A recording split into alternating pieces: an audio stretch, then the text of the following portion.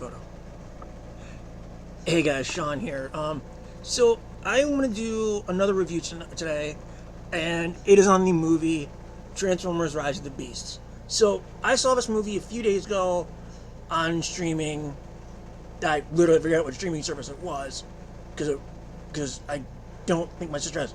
Because like I said, my Sonic 3 review, I don't think my sister has Paramount Plus. So I'm pretty sure it wasn't that, and I don't think it was on HBO Max.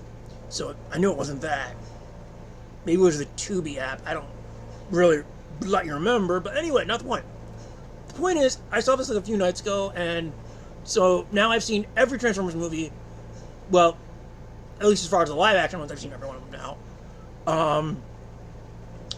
And I'm pretty sure I reviewed them all. I have to look. Anyway, so Transformers: Rise of the Beasts is a 2023 American science fiction action film based on Hasbro's Transformers toy line and primarily influenced by its Beast Wars sub-franchise. Excuse me.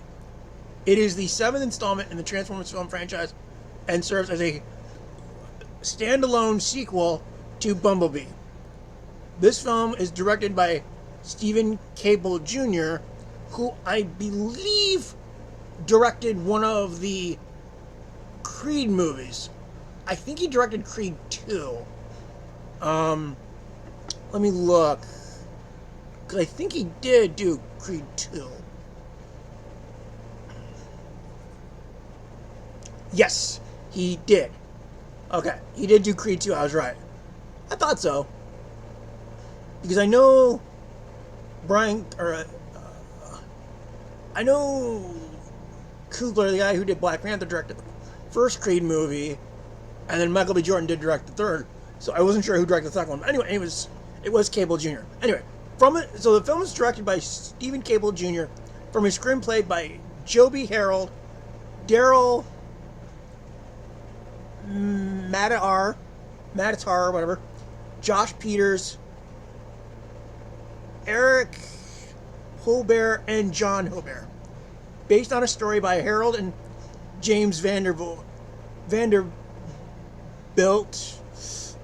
Michael Bay again serves as producer. So, let's see. This movie stars Anthony Ramos and Dominic Fishback, as well as the voice talents of Ron Perlman, Peter Dinklage, Michelle Yeoh, Pete Davidson, Lindsay Kashi, Michaela Jai Rodriguez, Coleman Domingo, Krista Fernandez, Tangi Shiza? Yeah, I don't know. And returning franchise regulars Peter Cullen, John DiMaggio, and David Sobeville. I've said this before in many of my videos.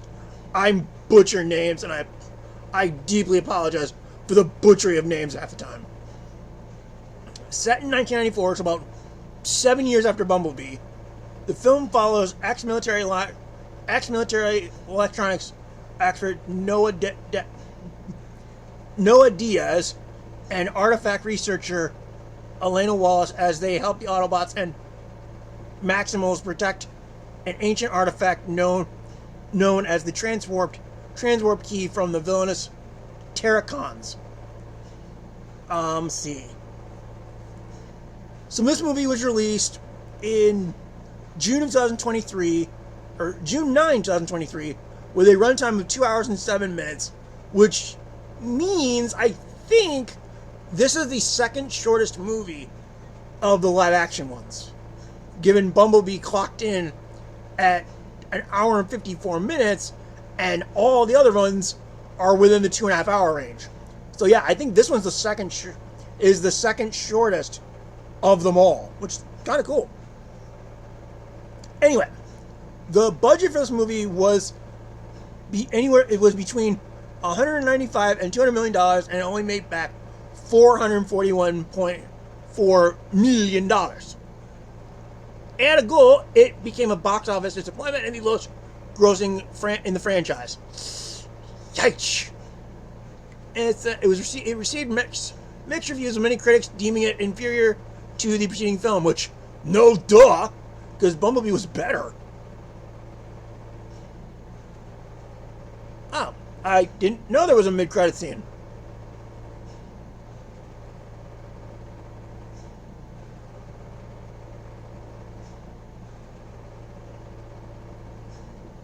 Okay. I really didn't know there was a mid-credit scene to this movie. Okay.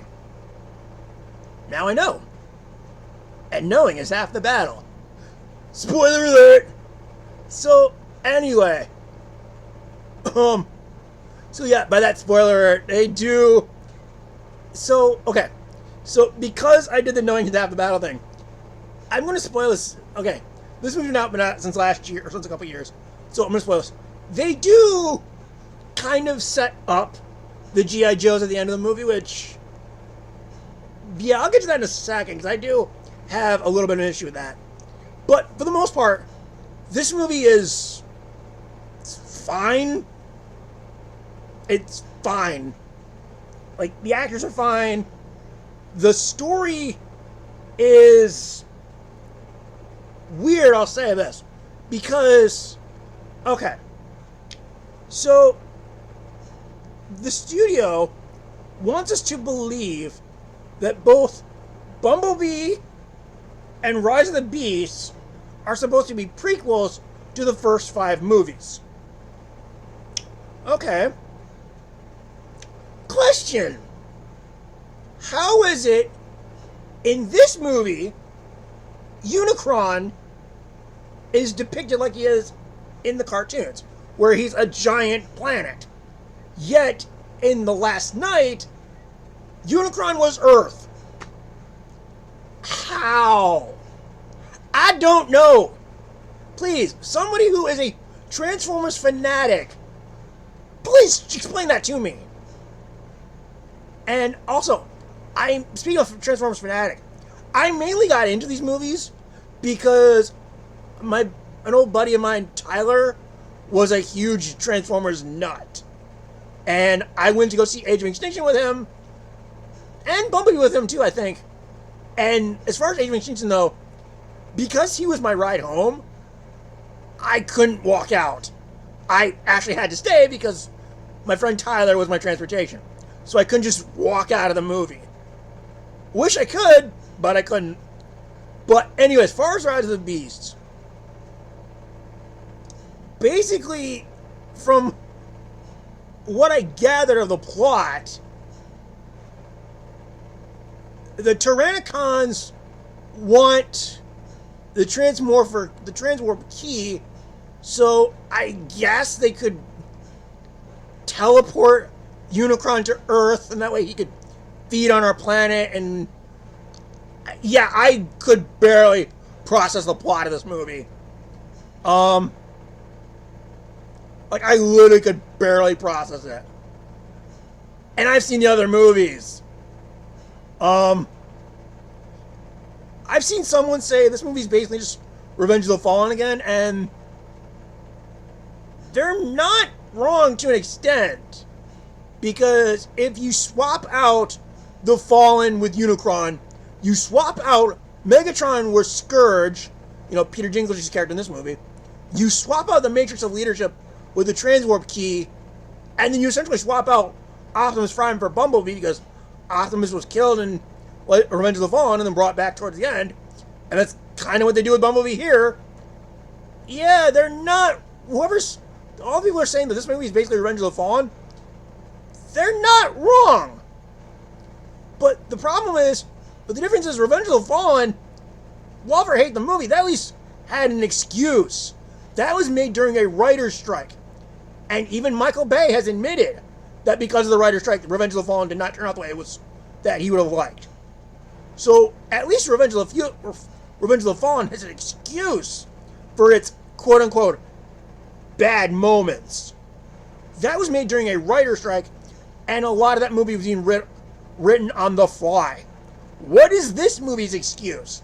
Because from as far as I know, there is no writer's strike to deal with. But again, like I said, I thought this movie was fine. If I were to rank the 7 movies, it would be like, I think it would be Dark of the Moon, Bumblebee, the first movie, so Bumblebee, no, Dark of the Moon, Bumblebee, first movie, Revenge of the Fallen, um,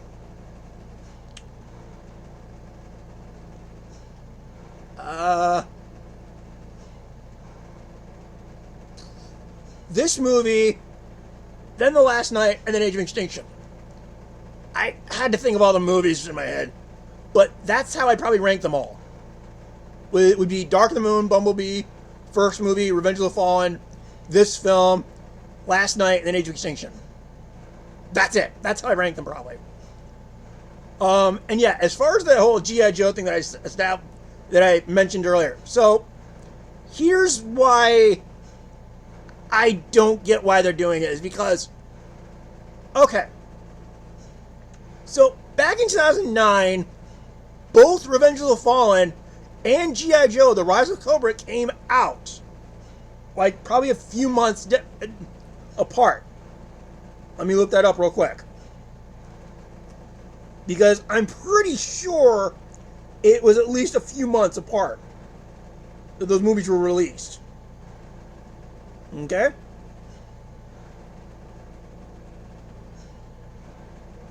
Alright. Revenge of the Fallen was June 24.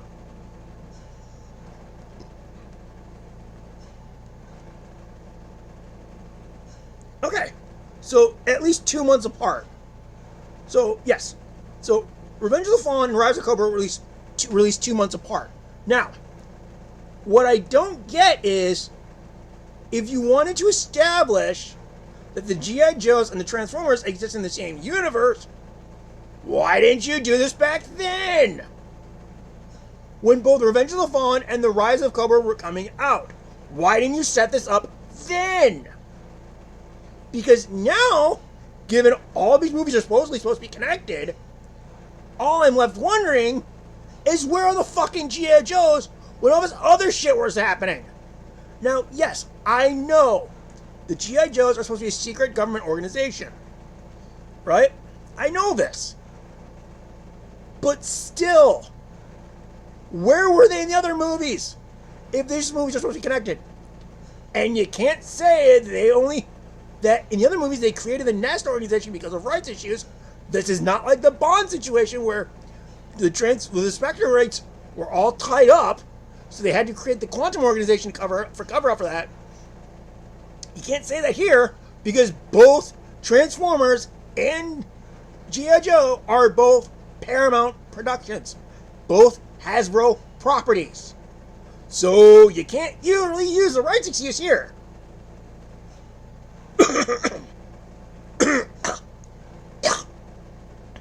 Plus, I think with the Bond situation was that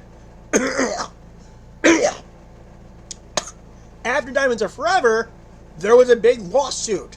So that's why they were not allowed to use Spectre or Blofeld for the Daniel Craig era until the 4th movie.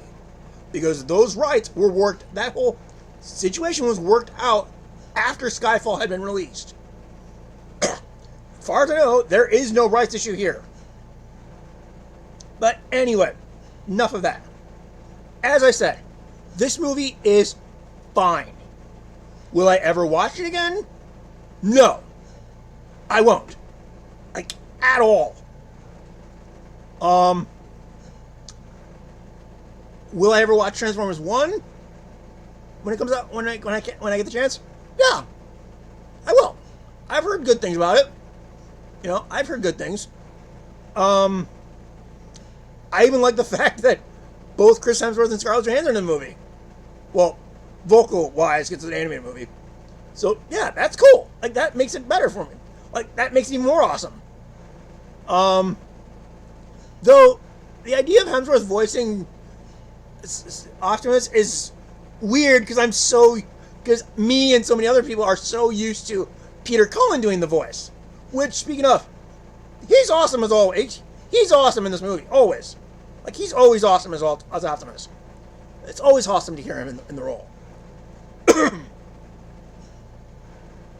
But my point is, it's weird hearing Hemsworth doing it after being so used to Cullen doing the voice.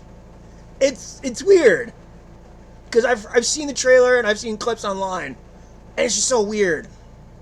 But yeah, as far as Rise of the Beasts, it's fine.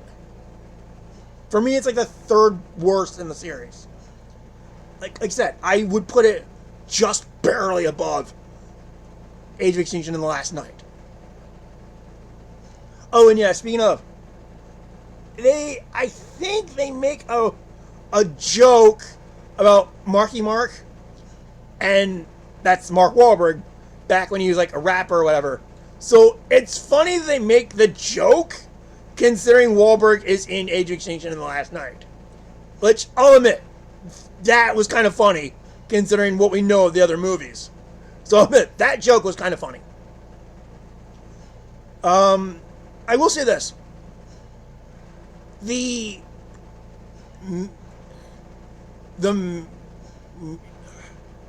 what are they called? I think they're called the Maximals. Like the Transformers can turn into animals. They're barely in this movie. Like they are barely in this movie. Much like the Dinobots in Age of Extinction, they are barely in this movie, despite being plastered through the marketing. Like, it's no joke. Though, I will say this, I did like Ron Perlman as Optimus Primal, I think his name is. I think that's what the character's name is. So, I liked him in the role. I thought he was fine. Like, he was great. I really wish they'd make Hellboy 3, by the way. Just to go on a little Ron Perlman tangent. I have seen the first two Hellboys recently, and they're so good. Like, I wish they would have made a third movie, because from what I've read up, and what Perlman has mentioned in interviews, that a lot of the stuff set up in the first two Hellboy movies were supposed to be paid off in a third. Like, they were deliberately setting up plot points to be paid off in a third movie, and I wish they'd made that third movie. But, because the Hellboy creator apparently hated Del Toro's vision, we got the 2019 movie, which I've heard is bad. Which is ironic, considering the creator of the comic was involved. Here's the irony. Fans love the Del Toro movie, but yet the creator of the hates it. Yet the creator, I'm assuming, loves the 2019 movie, but the fans hate it. God, I love the delicious irony. But yeah, like I said, this movie is fine. I don't think I'll ever buy it on Blu-ray. I don't really see myself watching it again. Like, at all. But, I'm glad I saw it as, like, what's what I'm looking for? Completion's sake, I guess. The fact that I've seen all the movies now. Well, except Transformers 1, but I'll get to that in due time. So, I'll catch you guys next time.